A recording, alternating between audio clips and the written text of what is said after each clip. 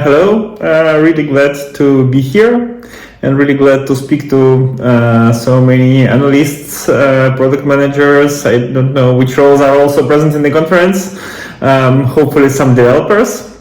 And today I wanted to talk to you about shared context, about how it is important for the team to communicate on the level below than just literally what we're going to build, to share much more information. First, let's maybe a couple of words about myself, because I feel that I need to build the trust with the audience that I have to make you feel that, actually I know what I'm talking about. I'm a product manager for almost 10 years now. I started as a project manager, but I was a very bad project manager. Everything falls out of my hands. I'm really bad at organizing, but hopefully, I recognized pretty soon that there is another role called product manager, and I started as a product manager in Yandex. I took lead of the product which was related to real estate, and then I worked in several products, and now I'm working in Booking.com. In Booking.com I worked in several roles, so which covers finance, partner-facing products, customer-facing products. So quite a lot. This is why I like our role, because you can switch a lot and have a lot of different experience. You can see, while I'm talking about myself, you can see there is a small QR code. If you scan it, you can actually join a channel where I write my thoughts about product management. Also as a mentor and author of some educational materials on product management. But usually I talk to people about data and about how you should use analytics to drive your product decisions, because this is what I do generally, and this is what I believe in. And you can see from my career trajectory that I kind of try to stick to big products where you can have a lot of data. But today I chose a topic which is quite different. I'm maybe a bit surprised, but I want to talk to you how important it is to build more shared context with your team. Let me explain. I don't believe in giving you just the final thought, the conclusions which I have. I want to lead you through the story, so bear with me for a moment. I believe that if you see the evolution, how I went to it, then most probably you will get much more from it, and not just the dry outcomes. So when I just started to be a product manager, I had this question. There are a lot of videos about that, like what do the product managers do? And this question is very valid, and actually a lot of people do ask this from themselves, because our role is very broad. You could be a visionary product manager which just generates ideas and passes them over to some teams. You could be a product manager who is more like project manager, who is more delivery product manager. You could be a product manager in a space where basically you execute on somebody else's plan. There is plenty. You can be a technical product manager, which does study his customers in totally different manner, and still they are product managers. So this role is quite broad. But how did I see what I should do as a product manager when I just started my career? The main people whom I worked with were the software engineers. So I thought, okay, to be a good product manager, actually I need to be a very effective partner to my software engineers in the team. Because here's my thought process. How do we create value? How do product teams create value? Actually, we only create it when we do alter our products, right? We deliver something which helps solve problems for our customers, and this is how we create value. So I need to make sure that this production of features, of code, production of the new increments to the product works efficiently. So to be a good product manager, I need to become a very effective partner to let my software engineers be the most productive, do the most. And how did I envision this? I thought that my main objective is to actually shield the team and create for them productive, focused environment. So I did my best to shield them from external communication. I took this on myself. I was talking to all the stakeholders, tried to align everybody before going to my team. I was actually a little bit protective, like, why are you talking to my developer? Maybe I should be involved. Maybe I should decide these. Don't distract him. He's coding. I also tried to remove all the interruptions. For example, if a developer needs something for their team, I was happy to pick this up and take care of this communication, remove the blocker, remove the interaction. This is how I saw my job.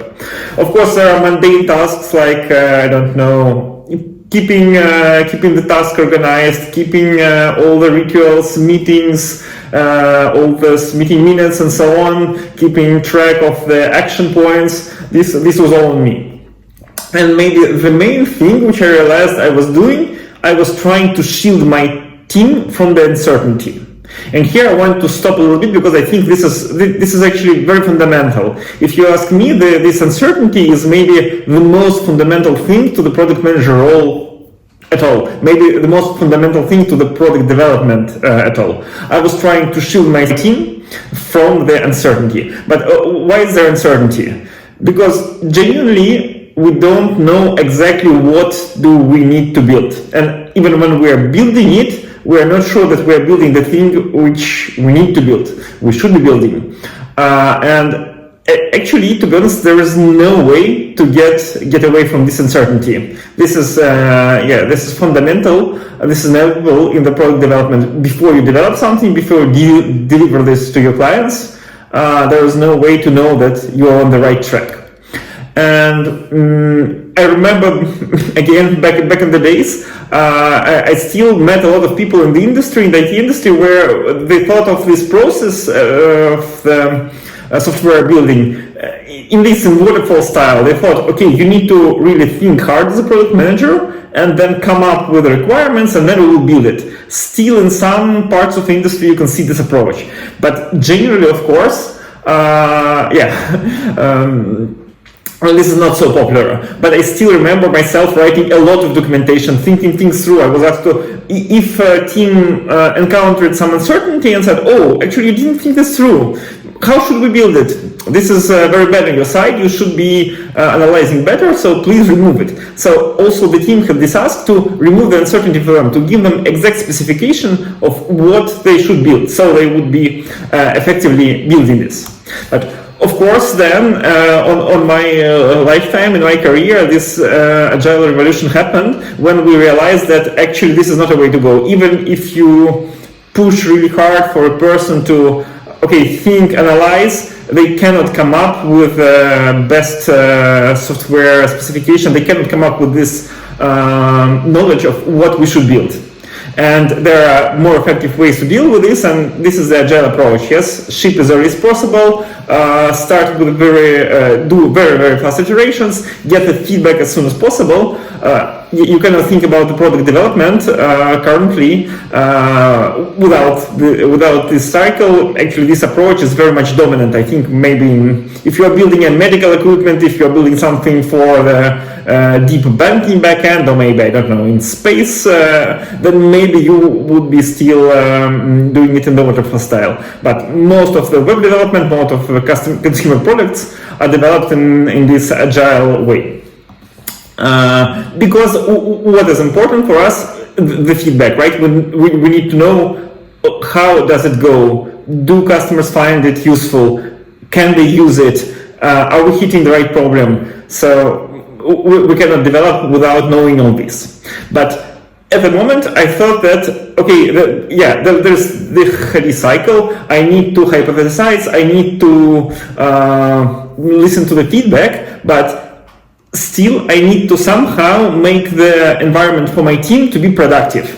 But developers cannot be productive if they cannot be productive if they're thinking about the uncertainty. They don't know what to build. So if they're starting to think together with me about what they should build, then they're not effective in coding, right? They cannot do both at the same time. To be effective at coding, they need to receive finally this instruction as a processor. They need to receive specific instruction, like build this, here's the specification, I thought it's true, I deliver it to you. Why in general we use the agile? Because of the balance of risk and value, right? Because in case we start doing too much assumptions and we don't ship, we don't listen to feedback, we could be going very long in the wrong direction.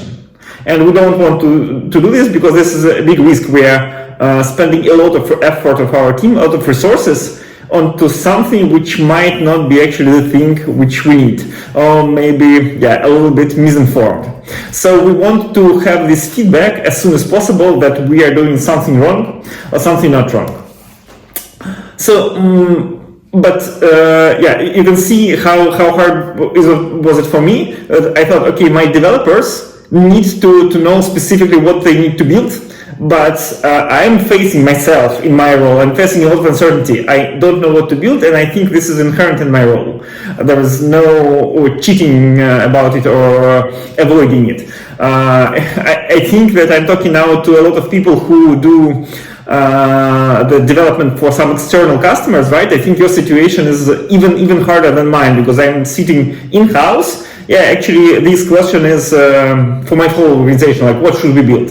In your case, the question of what should we build is a little bit for your customer, I mean your business customer, the one who orders the development, right? And now it is also inherent in your relationship with your customer. So the customer doesn't know exactly what they need, but still they need to somehow engage in this process, and they might pass on some uncertainty to you. They might pretend that they know exactly what they want, but then maybe they will end up with a product which doesn't completely fulfill the market need. It's very hard.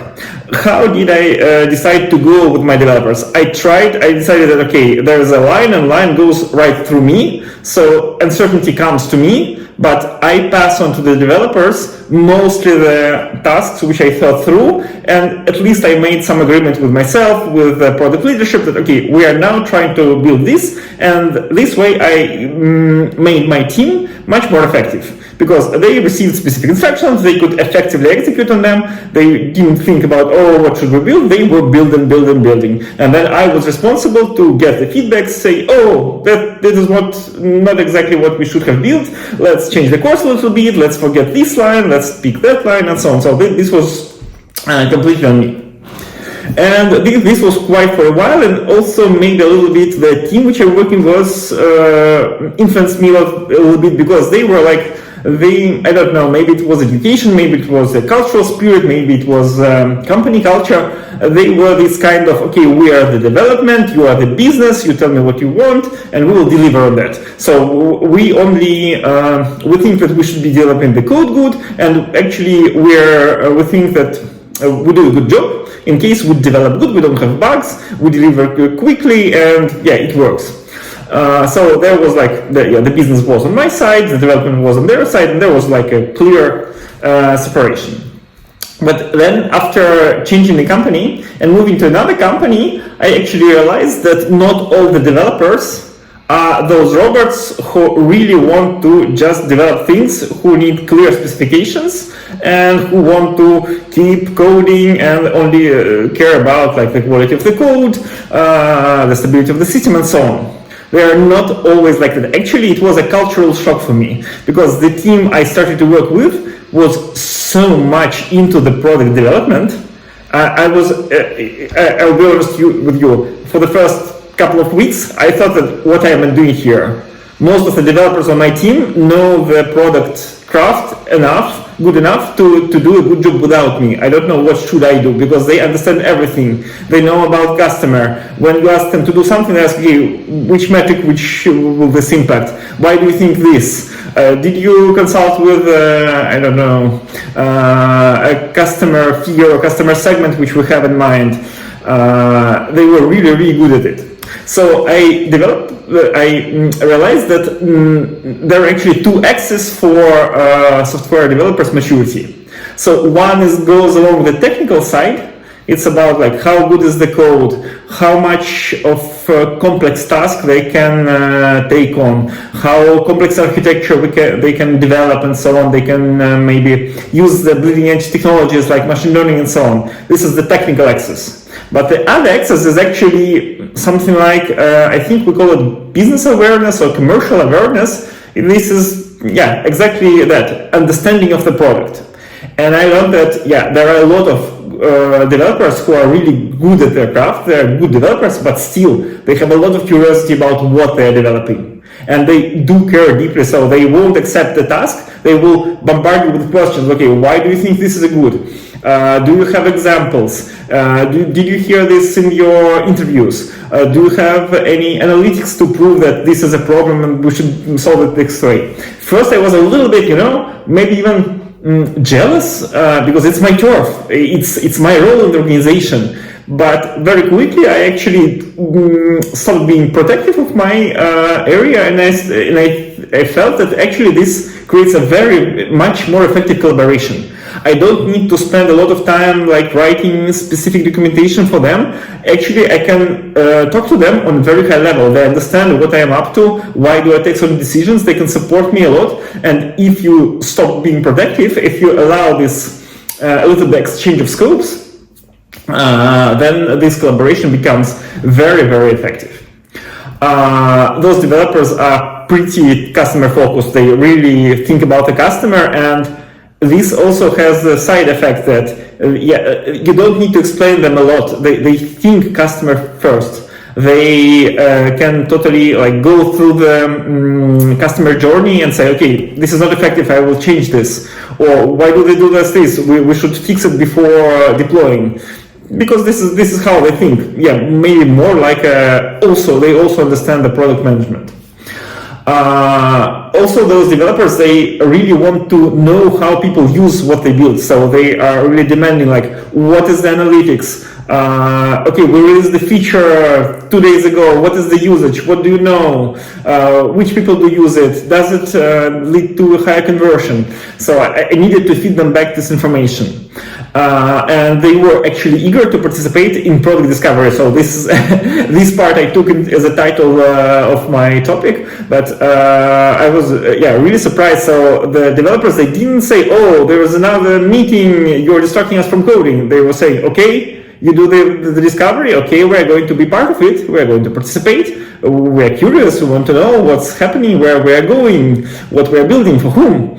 And if you look at the results, for example, for brainstorming, because, well, generally it's a team activity, right? Everybody comes up with ideas. Usually I write them down, then we have a list, then we score it all together. But I sometimes I noticed that the best ideas, they came from actually developers on my team, not from me.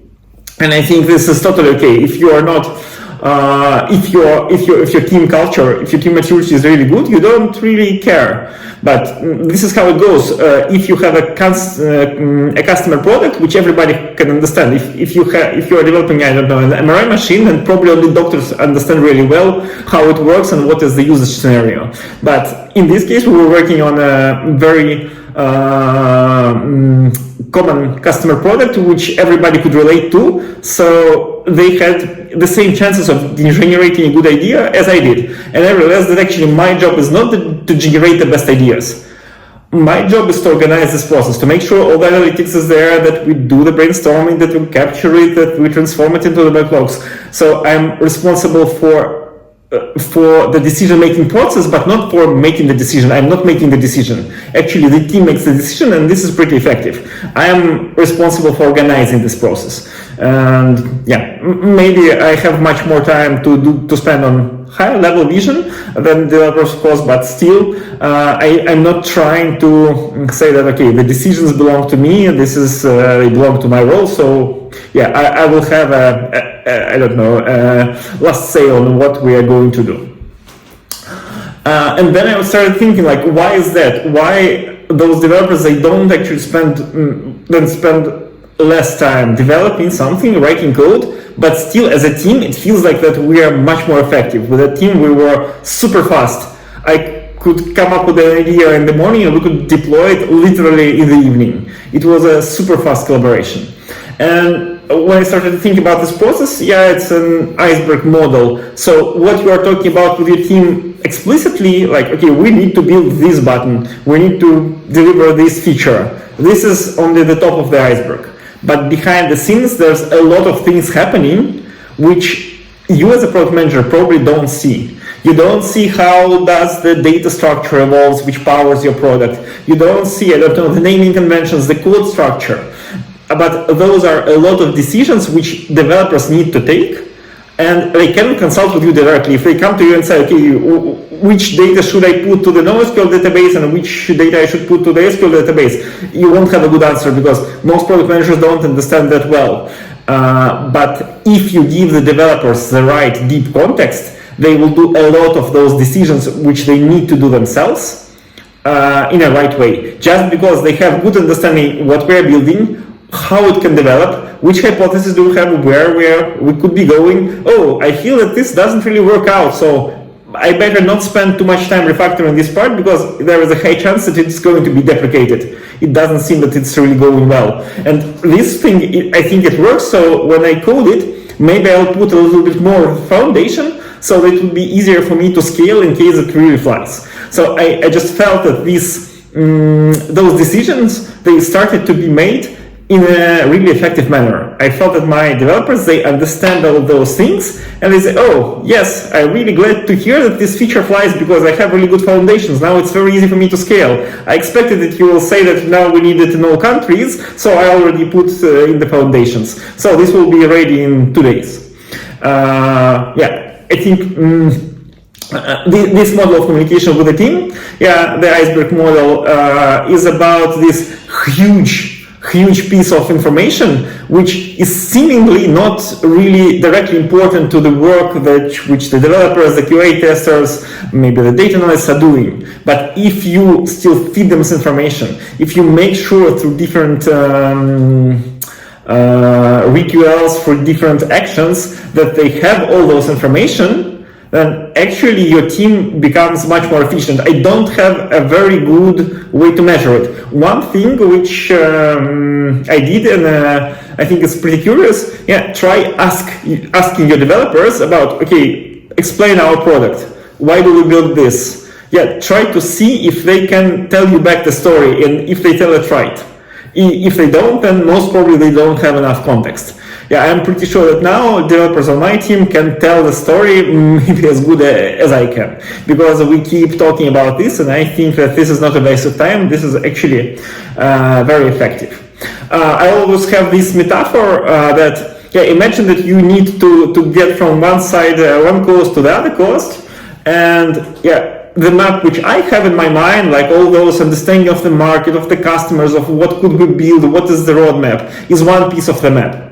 And what the developers have, like the current structure of the product, which parts should be restructured or refactored, this is the other part of the map. And when we are communicating to make our way, to pave our way through this continent, as a team, effectively, we need to have both sides of the story at the same time, at the same table, to make effective decisions. So this is what we're doing, and the more overlap we're having, the better we are at doing this. Because I'm saying, okay, what if they do this? They say, okay, there is a really bad road here, don't go this. Okay, maybe this way. They say, oh yes, there is a highway, this is easy. So we need both parts of the story to make a lot of effective decisions, because sometimes I can say, okay, this and this, they look really similar in terms of perspectives. And the developer can say, okay, the second option is actually very easy to run and fits better with our current architecture. But if from my side the bets are pretty much the same, I would say, okay, let's go with the second option. It seems more plausible. Another model which I have is something like this. Maybe not with all developers, but at least with my main counterpart, with the team lead. I need to have this kind of solid body diffusion. I need to understand a little bit what he is up to, why he is using certain technologies, what is the current architecture. He needs to understand a little bit the decisions on my side. So we are talking a lot. We spend time to discuss everything and give him not just the decision, but the rationale behind the decisions, the data point behind the decisions.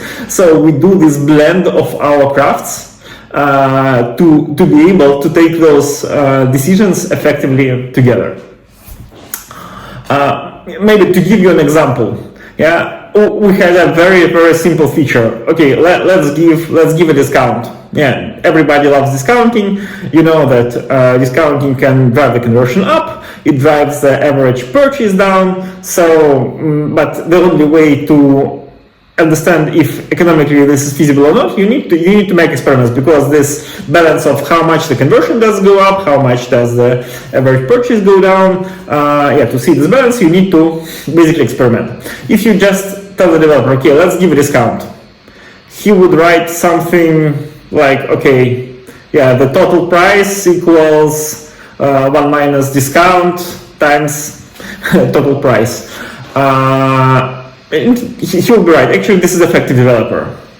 But if you feed him more information, he could understand, oh, actually, as a next step, most probably you will tell me that don't apply this to every position in the bill, in the invoice, only apply it to the items, but for example, not to delivery, or not to something else. And also don't apply it to the items which already have a discount. So by understanding what could be your next tasks, he can, when he's building the first part, he can immediately say, okay, I won't be applying the discount to the whole order, I will apply it to the individual items. And if we are a marketplace, you can say, okay, if this thing flies, you will offer all the partners to give discounts. So I need to make sure that this works scalable way, and as a next step, we can allow any partner to give any discount on his items. So by providing this context, by providing him, talking to him about what is the roadmap, what is the product strategy, you can let the developers take much more decisions behind the scenes, which will lead to much faster development in the future. How do we put this to practice? How can we build this shared context? I can list some of the activities. I think this is the main interactions where we build it. So first one is, I will stop on it a little bit in detail. Let me read through and then I'll go through the list one by one. So I want to make sure that when I do the product discovery, that my team is present and that it's not like waiting somewhere for me to bring the roadmap, which they won't read through because it's pretty boring, the outcome. No, I want them to be involved in the process. When we do prioritization, I make 100% sure that everybody understands that this is a team exercise. It's not product manager or product owner, how do you call it, who prioritize the backlog. No, we do it together. And I listen to them and I hear them. And for example, I never drop a word in the effort column, right? This only comes from the team, from my team. In the impact, I'm not saying, okay, only I define this. They can have a say in the impact, in the confidence. We do it together as a team. I don't write very lengthy descriptions. I don't in details prescribe. Actually, with my team, I can afford to say, okay, let's give a discount and let them figure out the execution in a lot of things. Because I trust them, because they have the context. But I'm sure that I will provide a lot of context, like why do we think that's a good idea? What are the possible next steps? What are we looking for as a result of the first step? I believe giving this information is much, much more effective than trying to prescribe like what you should implement.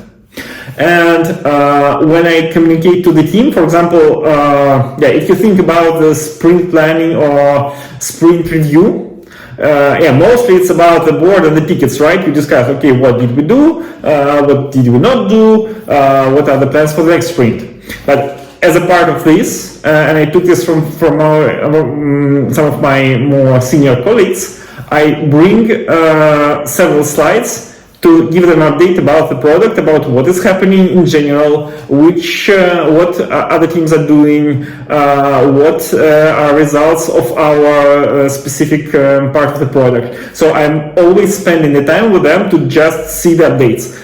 Some developers don't like it. The great developers, which are really effective in my area in this for those consumer products, they are really interested. They will listen and they will ingest this information, and they will actually mention that, okay, this was useful, thank you for bringing this. And of course, if we do something, if we produce something, then I'm 100% sure to bring them the results, to make sure that everybody knows, okay, what was the outcome? Was it good? Was it bad? Was it maybe insignificant at all?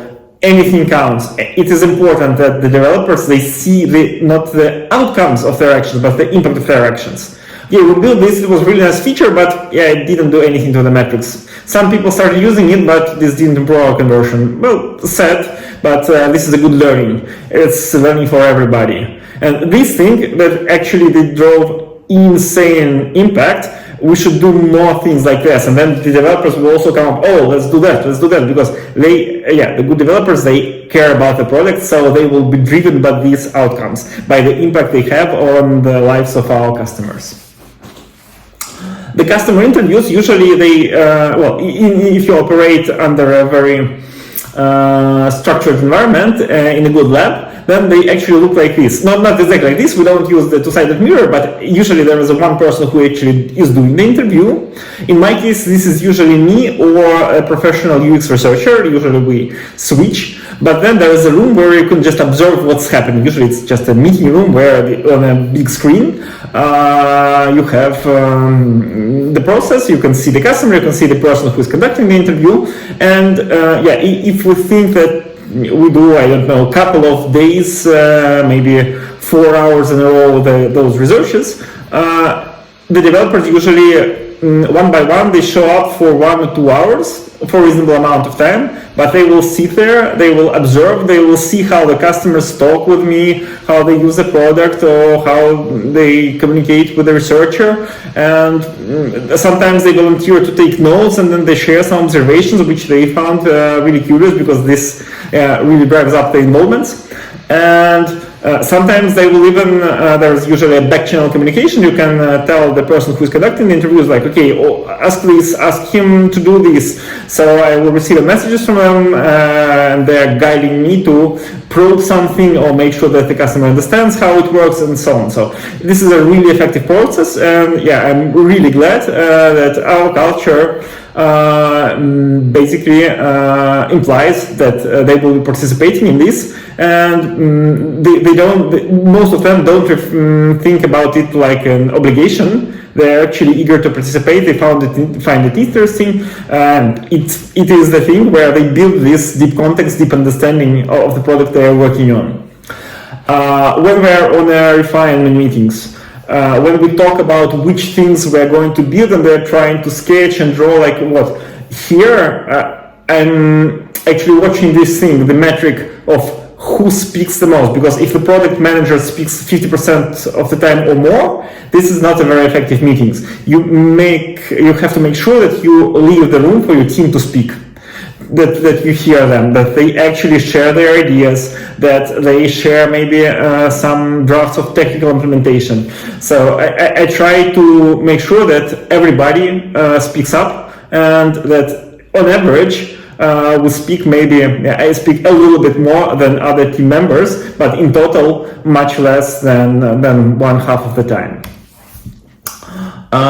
When I'm writing the tasks, I'm doing a lot of work to actually, if you look at how did we evolve, right, from the technical specifications which were there like in maybe 90s or early 2000s, then there is a lot of what you should build and not a lot of why. And as we evolved with our task setting techniques, we added more and more context, and that was beneficial. Yeah, if you look at, for example, the jobs to be done template, it talks only about why, but actually very little talks about what we should build. And I think this is a good evolution. So when you're working with a product which every developer can relate to, they use them themselves, then you need to provide much more of the context, much more of data points than actually what you need to build.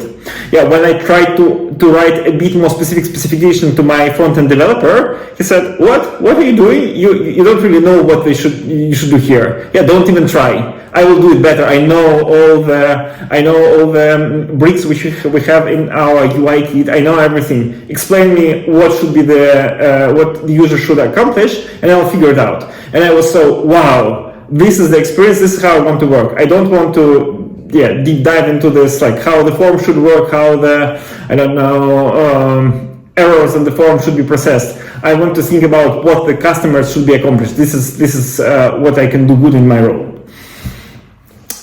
When we are launching something, in most cases in my company, this is an experiment, and everybody watches that. I can tell you that almost every developer, they come early to the meeting, and before the stand-up they will check the experiments, because when you build something and you get addicted to watching how it has the impact on the product, you really want it to go green, which means there's improvement. You're upset when it goes red, but even more you're upset when it's gray and basically it doesn't make any difference and nobody's using it. But still, this habit of watching what happens after you develop and delivered something, it creates this thinking much beyond the deployment, right?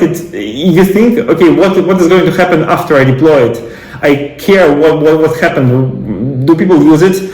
Does it change their behavior? Does it change their behavior for good? Does it also bring some benefit for my company? I think this is a very good habit for product managers. Not all product managers have it, but also for the developers, of course. And when I'm talking to developers, I'm talking, for example, about the sprint review, I have a slide, something like this, not so much heavy with the data, but a bit close to this, so I make sure that give them some impression of, okay, what did we achieve so far? What are general health metrics for our area? Which metrics do we care about? What are our current priorities?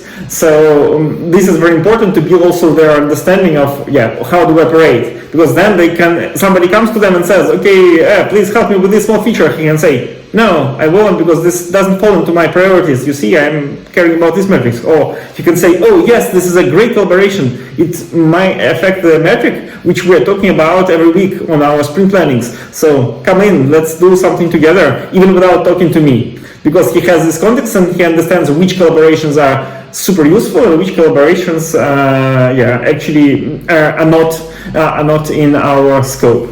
So to summarize the practices which I do together with my teams, do the product discovery together. Make sure that when you do grooming prioritization, that everybody has a say, and they not just that you say, okay, what do you have to say, or what are your thoughts, and they say, I don't know, maybe that. Make sure that you find a way to let them really know that their input is welcome, because some developers who worked in a more, let's say, not so healthy environment, they might be a little bit hesitant. They're not used to being active in those meetings. Make sure that you break this wall and you really make them involved, because this will also have direct impact in quality of their decisions and in their involvement. Usually, at least in my experience, people who are more involved personally with the product, so they care more, they are actually better developers, because, their job motivates them a bit more. Maybe this is a personal observation.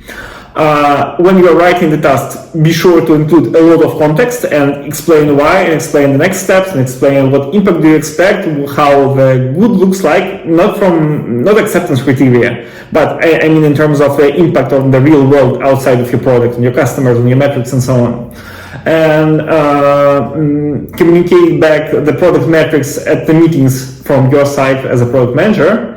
And if you deliver something, then make sure you spend plenty of time after a day, after a week, after 2 weeks, that you keep feeding back team this information. Okay, this was the impact of your actions. We delivered this. Unfortunately, it didn't fly. What are the learnings? We delivered that. It flied really well. What can we do similar to this? How can we build on this, on top of this success? I think that this creates a much better dynamic inside the team. Maybe I want to, just a few closing words about managing the team. When you are starting to communicate with the team in this way, drive the involvement. They start being product managers. They start questioning in a good way your decisions, challenging it. Sometimes it might feel even ineffective, right? So everybody is thinking about what we're going to do. In my experience, don't be afraid of it. Usually you can put this on a very productive process where the team has a say, understands all the reasoning behind your decisions, but doesn't get too much distracted from development, because they are naturally driven also to develop, right? When they understand what and why they are going to build, they also naturally want to spend more time developing. But this will create a certain corporate culture in your team, right? It will change your relationship with your developers. I would say for good. Some developers, I have seen stories like that, are uncomfortable. They actually want to know exactly what they are expected to build, and they want to be only evaluated on how good they can build it, how good they write code. This is also okay. There are places where you can do that. You can work in infra, you can work in deeper backend, where you don't have to deal this much with uncertainty. But if you are driving a team which works directly on the front line with the customer, then I think a developer who is naturally more involved is a better fit for you. Also, this creates this, usually this breaks hierarchy. If this happens, if the change happens, then most of people start communicating all around. So remember, I told you I was trying to shield my team. It's not possible anymore because my team is very much autonomous. So everybody is talking, okay, I'll talk to developer in this team, I talk to data scientists in that team. They have a lot of connections. This might be ineffective. In my case, I think it is effective because I couldn't do so much useful communications. I couldn't drive so much communications on their level, on the craft level, on technical level. So I feed them the context and I trust them to do a lot of autonomous work. I think this is effective. If you're interested in how to manage an organization like that, there is a pretty famous book about investing organizations. Basically, the author claims that some kind of self-management of flat organizations are like the top of this evolution spiral, right? This is where we all should go. At least if we're talking about building those IT products where a small team can actually build something which millions used, where the best performing team and the worst performing team, they are very, very much different. I think this works really well. Because generally if you're working with very smart developers, most of them, the superstars, the top 1%, they actually are very effective in case they're involved in the process, in the whole thing. They don't want to be product managers, but they want to be involved, they want to understand what they're building. So in a way you shouldn't hire them to tell them what to do. You hire them because also they can tell you what you should do. They know they can solve problems in a ways that you cannot imagine. So don't limit your team to your own capacity. Don't become the bottleneck. Sometimes your developers can think of things which you are totally not capable of just because of your background, because this is not a product feature, but because they're using the technology in a ways which nobody used before. So you couldn't come up with it. So I really believe in empowering the team and the developers, and that this brings a lot of value to yourself and to your organization. I think I shared my story with you, how did I arrive to those conclusions and why now my developers definitely participate in customer interviews, and I think this is a super good use of their time.